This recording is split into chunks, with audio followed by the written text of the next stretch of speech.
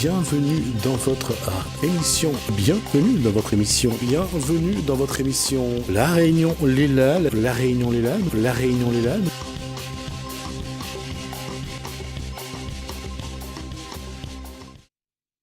Bonsoir à tous, j'espère que la journée a été excellente. En tout cas, on va essayer de mettre un petit peu de suspense dans tout ça. On va ouvrir le livre, on ouvre le livre dans Culture et Patrimoine. Gaël Guiton, bonsoir, est-ce que vous avez réussi à ouvrir la fenêtre ? Bonsoir, oui, ça y est, je l'ouvre la journée. Bonsoir. Que sommes-vous ? Bonsoir. Bonsoir. Alors, vous aimez autant les livres que Gaël ou... Alors, je ne suis pas une titan de la lecture comme Gaël. Je lis, effectivement. Je dois être environ... je lis tous les jours, c'est sûr. Mais souvent, je relis. Je relis les classiques, je relis parce que professionnellement, j'ai besoin de les relire. Et sinon, on va dire que je suis à un rythme d'un nouveau livre par mois. Voilà, c'est beaucoup moins gourmand. Ah oui. Vous avez votre profession, c'est ? Je suis enseignante. D'accord. Oui, c'est vrai qu'il faut être à la page. Oui. La question, c'est, cette semaine, vous avez décidé de présenter quoi comme ouvrage ? Alors moi, je voulais juste préciser que aujourd'hui, je voulais montrer que la littérature n'est pas qu'un exercice ou une passion à faire seule à la maison. C'est aussi un moment de rencontre. Et donc, c'est un peu le thème de l'émission aujourd'hui, c'est la rencontre. La littérature peut amener à des rencontres, à des belles amitiés. Voilà. Donc, je voulais préciser. Comment ça arrive, on peut avoir une belle amitié. Oui. Voilà. Je vais vous raconter une histoire qui me tient beaucoup à cœur. C'est en 2015, je me suis inscrite sur Babelio. Et j'ai rencontré... On va juste préciser, c'est quoi Babelio ? Babelio, c'est un site pour les lecteurs, où on peut voir les critiques des livres, les notes. Voilà, c'est un site de partage entre lecteurs. C'est gratuit, allez-y, ça fait du bien. Et une rencontre qui m'a marquée, c'est que j'ai rencontré donc une lectrice qui était pareil, une lectrice. On avait à peu près on aimait à peu près les mêmes choses. Donc on s'est contacté pour un échange de livres. Et donc elle s'appelle Marie-Belle, et Marie-Belle me demande de venir dans son groupe de lecture qui était sur Facebook. Marie-Belle habite à Marseille, moi j'habite dans les Landes. Et suite à des lectures communes, parce qu'on a commencé à faire des lectures communes, lire en même temps, poster en même temps la critique, on s'est rendu compte qu'on attendait la même chose des livres. On a commencé à communiquer sur des choses qu'on a ressenties. Donc je vous parle, ça a commencé en 2015. Ah ouais. Et donc Marie-Belle et moi, on a fini par créer une sorte d'amitié, d'abord un échange épistolaire, et on s'est dit, il faudrait bien qu'on arrive à se rencontrer quand même. Donc on s'est rencontrés en 2017 au Salon du Livre de Paris. Je vais en venir, parce que je vais parler de livres à ce moment-là. Et Marie-Belle et moi, nous sommes des passionnés. Nous aimons beaucoup les romans d'amour, la romance, la littérature érotique. Nous sommes très exigeantes, surtout moi. Donc, il m'est souvent arrivé de faire des coups de gueule en disant « Arrêtez le too much, arrêtez l'homme milliardaire qui est bon au lit. » Et elle a voulu... Ce qui n'est pas vrai, d'ailleurs. Ce qui n'est pas vrai, voilà. Un homme de pouvoir n'est pas obligatoirement bon au lit et ne donne pas 6 orgasmes dans la nuit. Donc, il faut arrêter. Okay. Et donc, petite anecdote. Et donc Marie-Belle... Pour ceux qui ont fantasmé là-dessus, arrêtez. Laissez tomber. Hein. Laissez tomber. Et Marie-Belle, en fait, a commencé à vouloir écrire un roman sur Wattpad. Je ne sais pas si vous connaissez, c'est un site aussi pareil pour des auteurs en herbe qui postent des chapitres. Et bon, moi, critiqueuse comme je suis, œil de lynx, j'ai commencé à lui dire « j'aime pas trop ce que tu me fais, Marie-Belle, si tu pourrais changer et tout. » Donc, de fil en aiguille, elle a commencé à créer son histoire. Je l'ai vécu, son histoire qu'elle a créée. Et il y a eu un concours qui s'est présenté sur une maison d'édition. Je l'ai poussée à postuler à Marie-Belle. J'ai dit « t'as des chances, vas-y, j'y crois à ton histoire. » Et quelques mois après, elle a sorti son premier roman. Juste un défi entre nous. Bon, elle a mis son pseudo Marie-Anne Joy. J'y tiens beaucoup. En plus, elle me l'a dédié. Donc, vous voyez, à la première page, elle a mis... elle m'a fait une belle dédicace. Non, ça y est, t'es passé. Et je suis là. Non, à Gaëlle. Elle me l'a dédié. Parce que, voilà, on a vécu l'aventure ensemble avec une autre bêta lectrice, Laureline. Et on a... Voilà, je les ai vécus, les personnages, parce que j'y croyais énormément. J'aimais sa plume par rapport à votre chroniqueuse. Et voilà, donc le roman, c'est l'histoire de Nick, un homme à femme, qui va... non, je recommence. C'est l'histoire de Meg, une fille un peu timide, frigide, qui vient de se faire larguer. Elle est donc à un baptême et elle assiste dans une cuisine à un débat assez torride entre Nick, le personnage masculin, et une autre femme. Et elle va, voilà, c'est une séance de voyeurisme et voilà, elle va se retrouver à table avec ce tombeur de ces dames. Et le Nick va essayer de jouer un peu avec cette Meg qui est timide et tout, et va se lancer un défi en disant qu'il va réussir à faire tomber la petite timide, la petite frigide Meg. Et va commencer entre deux un jeu de séduction pour Nick, et Meg va essayer de faire tomber un peu les barrières, et elle va aller plus loin que le tombeur de ces dames, plus loin que ce Casanova, et essayer de comprendre qui est ce fameux Nick.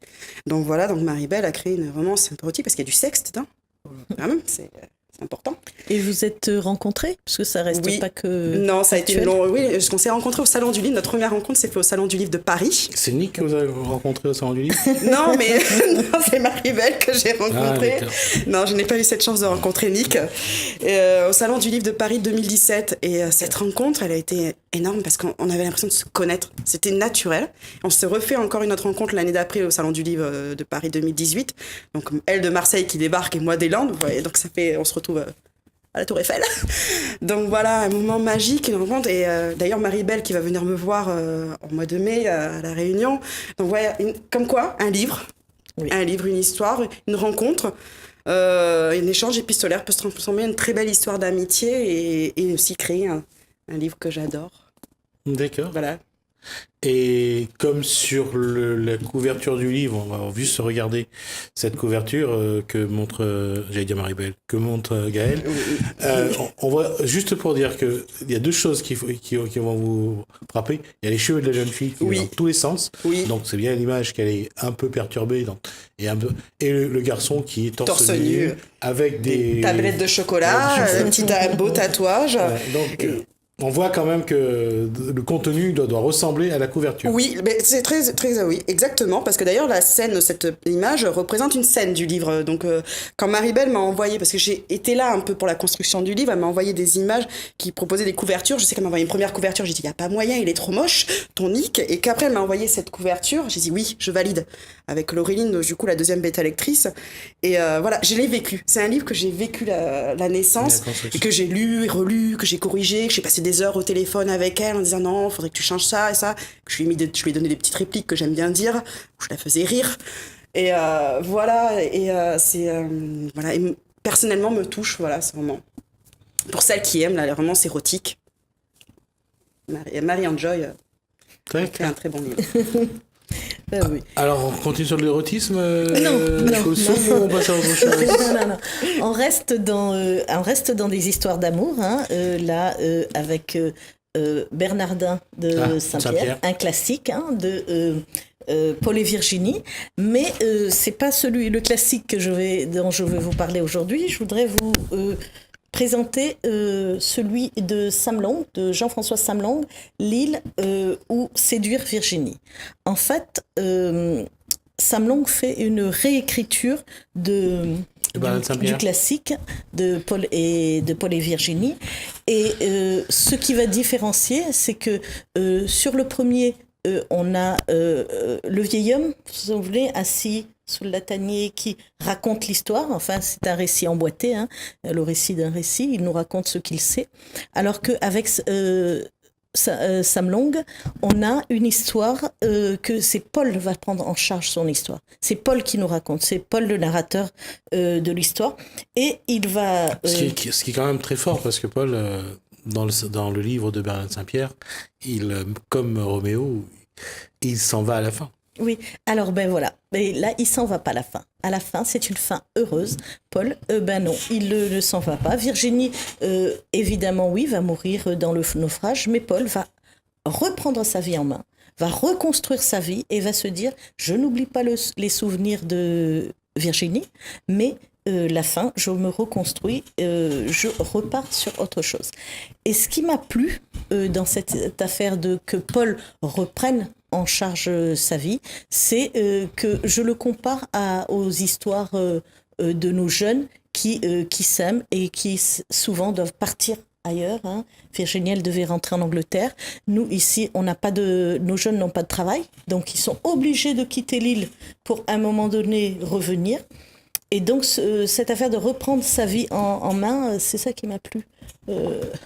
C'est-à-dire que la fin d'un amour n'annonce pas forcément la fin d'une vie, mais voilà. Quelqu'un disait que la fin, c'est un commencement. C'est un commencement. Et ça peut être aussi un commencement avec quelque chose de plus beau. Et qu'on ne peut pas laisser comme ça son île, parce que bon, ça parle d'insularité, et puis ça parle aussi de l'esclavage, hein, de tout ce thème. Et Sam Long garde ce thème de l'esclavage avec l'esclave Lala, qui comme ça se méfie d'abord de Paul.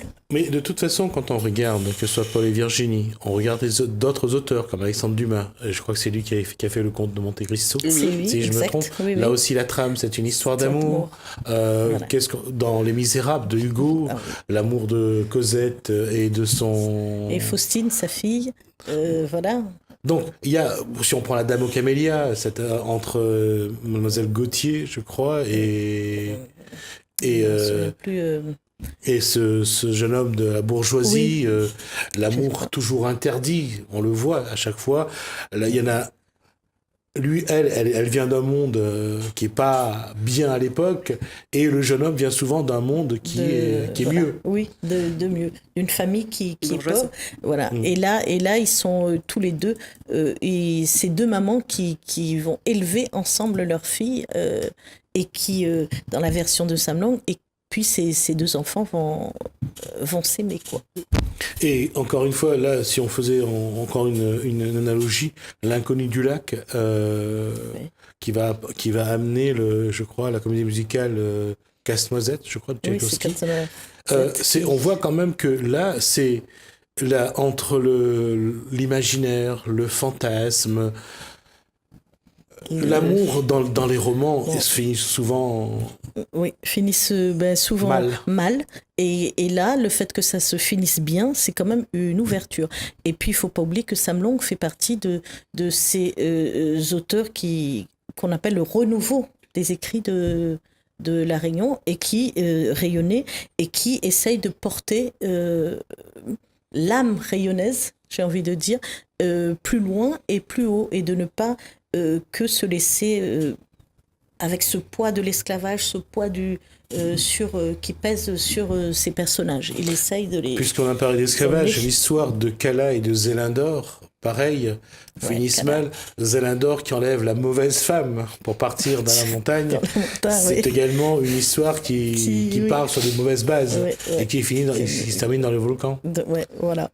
Donc ça, c'est ce qui me plaît dans ces lectures.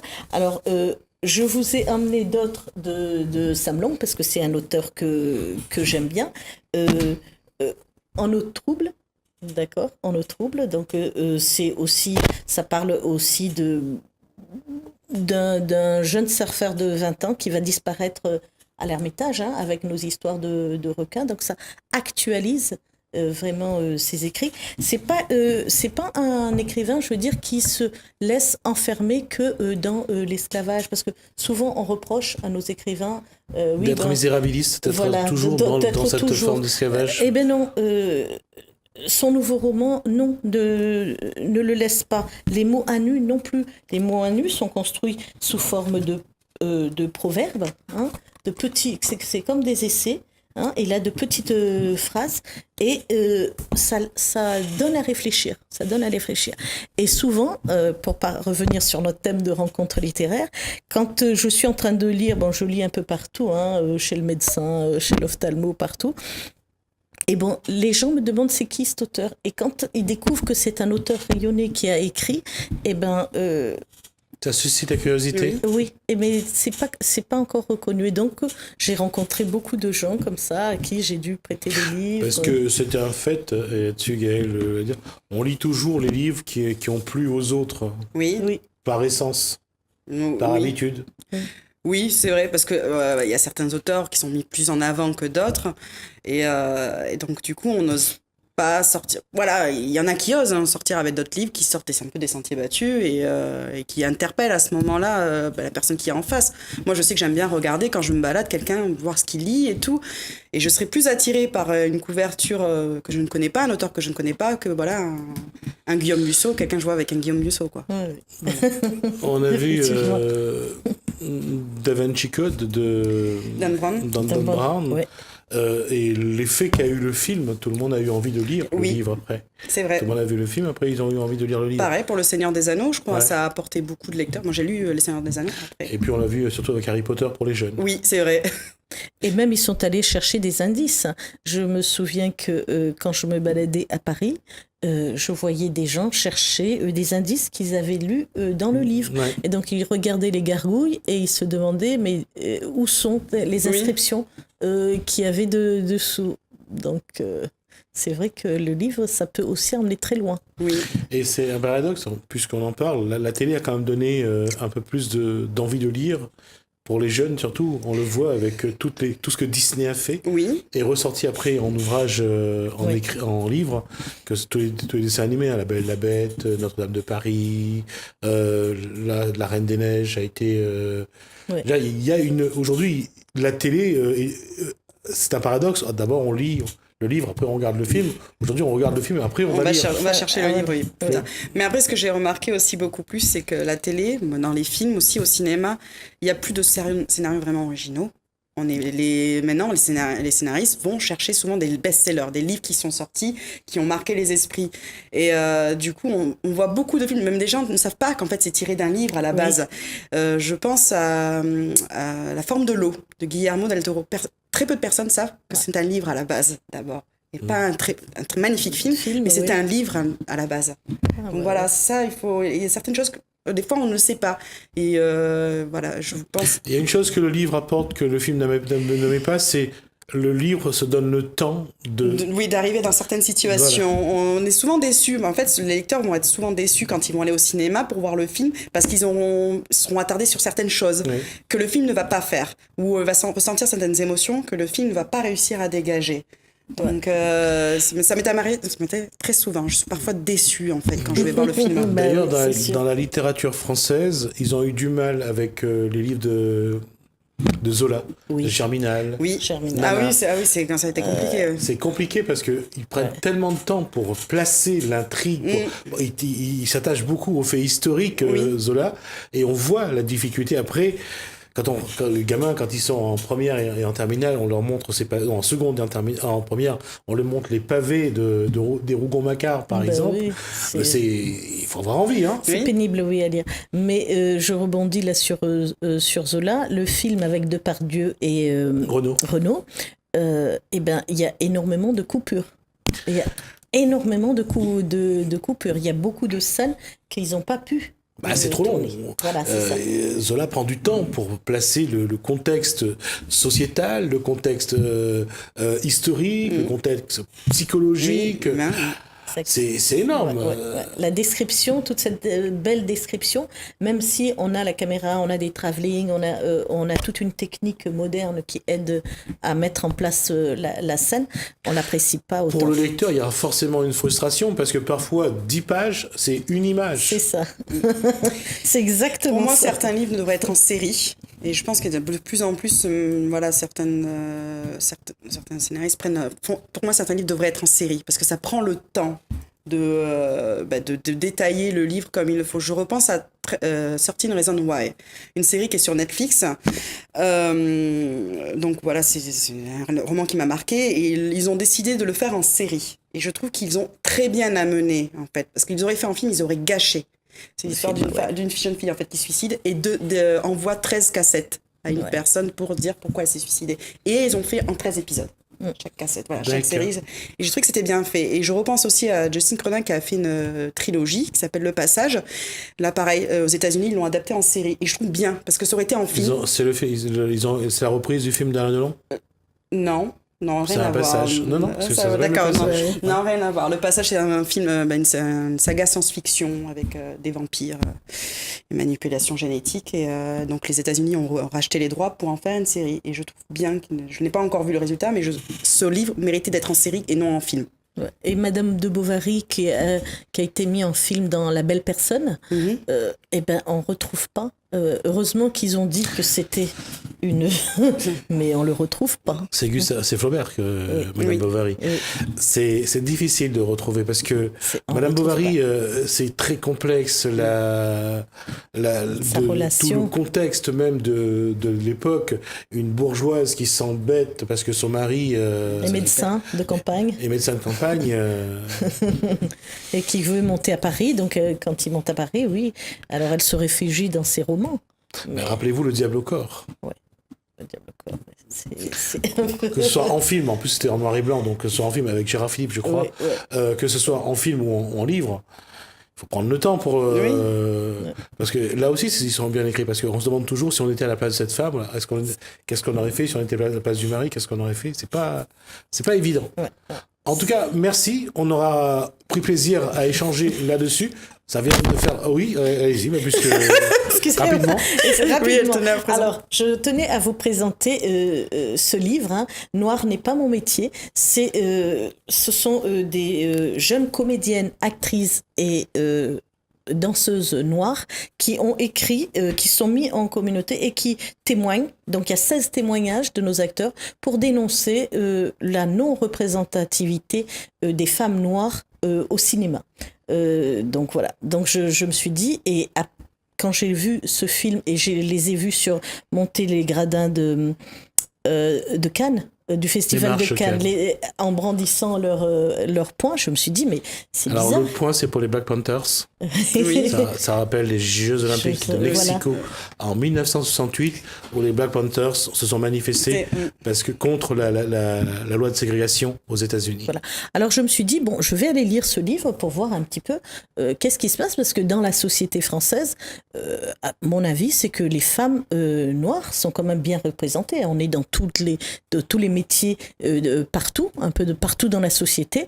Et donc là, j'étais affolée de trouver que dans les cinémas, elles racontent que voilà, elles ne pouvaient pas se maquiller, il n'y avait pas de poudre de fond de teint pour les filles noires, que on leur proposait que des métiers ou prostituées ou femmes de ménage, et qu'elles n'avaient pas des rôles importants. Mais ça me rappelle une anecdote. Halle Berry, ils ont une actrice a reçu l'Oscar, parce qu'elle a reçu un Oscar. Oui. Et ils n'arrêtaient pas de dire la première actrice noire qui a reçu un Oscar. Donc je pense peut-être ça qu'elles ont voulu aussi relever. Même s'il y a des femmes représentées dans le show business, je pense à Beyoncé ou Halle Berry. En Amérique. Voilà, aux États-Unis. Voilà. Mais en France, je me suis posé la question, parce que quand tu m'as parlé de ce livre, je me suis posé la question. Et en France, nous avons qui ? Ouais. Voilà. Eh ben, à part Omar Sy, qui se vend bien. Oui, mais c'est pas une femme. C'est un homme. Voilà. Après, on a, comment elle s'appelle, Aïssa Maïga. Aïssa Maïga, qui tourne bien, qui a vraiment, qui tourne dans beaucoup de films, on la voit beaucoup. Après, voilà. Et puis c'est une jeune, elle arrive. Hein. Je me suis posé cette question. Voilà, qui on a de connu, de Naomi Lenoir. Ah oui, c'est vrai. Oui, c'est vrai, Naomi. Sa mère est réunionnaise, je crois. Oui, j'avais oublié Naomi. Ben oui. Voilà, vous voyez, oui, on arrive même à les oublier. On arrive plus facilement à citer des artistes américains parce qu'on les voit beaucoup, artistes français. Voilà. Donc oui, j'ai trouvé que leur combat valait le coup, mais elles finissent sur l'espoir que ça change aussi. Elles le disent à la fin. Elles disent que bon voilà, c'est en train de changer, mais c'est très lent. C'est très lent à changer. Mais à mon avis, c'est peut-être pas que de la faute de ceux qui produisent les films. Il faut aussi savoir écrire. Il faut les écrire, ces films, et leur donner des rôles.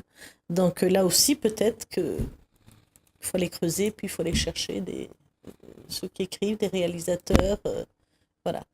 La preuve que j'allais dire le racisme est dans tous les milieux, on le voit également, regardez, essayez de voir à quel endroit il y a des femmes noires dans un pays occidental où une femme noire prend le pouvoir. Ça montre bien que c'est pas simple. Mais au-delà de la couleur de la femme, c'est la femme simplement qui est souvent mise de côté.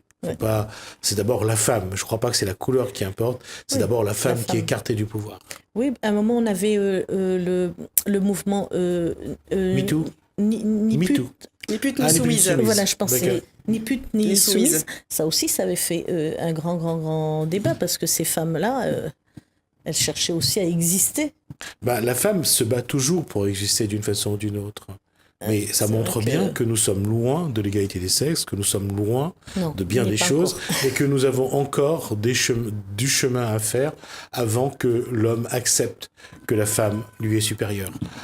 Merci. Ou égal. Supérieure, physiologiquement supérieure. Quoi qu'on arrive, vous pouvez dire ce que vous voulez, la femme est supérieure.